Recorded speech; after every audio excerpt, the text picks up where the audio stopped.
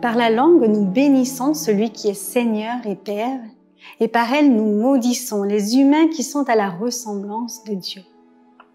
De la même bouche sortent la bénédiction et la malédiction. La source fait-elle jaillir par le même orifice l'eau douce et amère? Un figuier peut-il produire des olives ou une vigne des figues? Une source salée ne peut pas non plus produire de l'eau douce. Jacques 3, versets 9 à 12. Que voici des paroles pleines de bon sens et d'une logique implacable. C'est une invitation à vivre la cohérence qui seule nous permet d'être libres.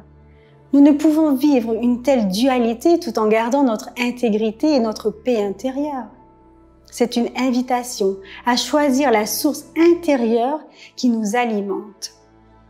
Déjà, le roi David, dans un psaume, chapitre 62, verset 5, décrivait ceux qui ne goûtent pas la tranquillité qui se trouve en Dieu et qui se complaisent dans l'hypocrisie et le mensonge, qui bénissent de leur bouche alors qu'au fond d'eux-mêmes, ils maudissent. Invitation à ne pas souiller la source qui est en soi. Lorsque le cadavre d'un animal se trouve sur le chemin d'une source d'eau, elle a beau être pure à son origine, elle perd toutes ses qualités. Pire même, elle devient empoisonnée. Une parole qui maudit est pareillement porteuse de mort.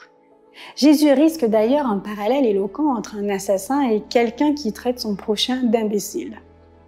Une parole qui salit l'autre ne nous laisse pas indemnes. En salissant l'autre, c'est en réalité nous-mêmes que nous polluons. C'est d'ailleurs aussi ce que Jésus exprime avec force en disant « Il n'y a rien au dehors de l'être humain qui puisse le souiller en entrant en lui. » C'est ce qui sort de l'être humain qui le souille.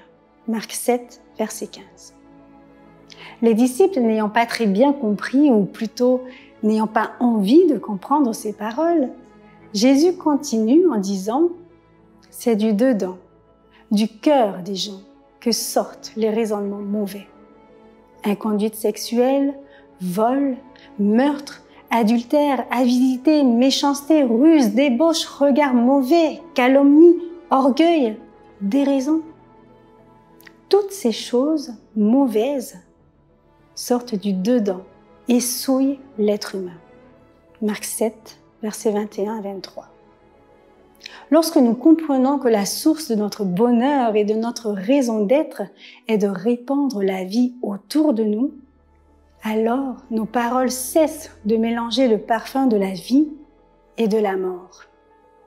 Et quel bonheur que de goûter la sérénité d'être en harmonie avec soi-même. Laissez-moi vous raconter une histoire pour réaliser que c'est souvent ce qui sort de l'intérieur de nous-mêmes qui souille.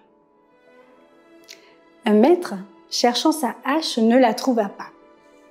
Observant son serviteur, il vit qu'il avait le regard d'un voleur de hache, la démarche d'un voleur de hache, la voix d'un voleur de hache.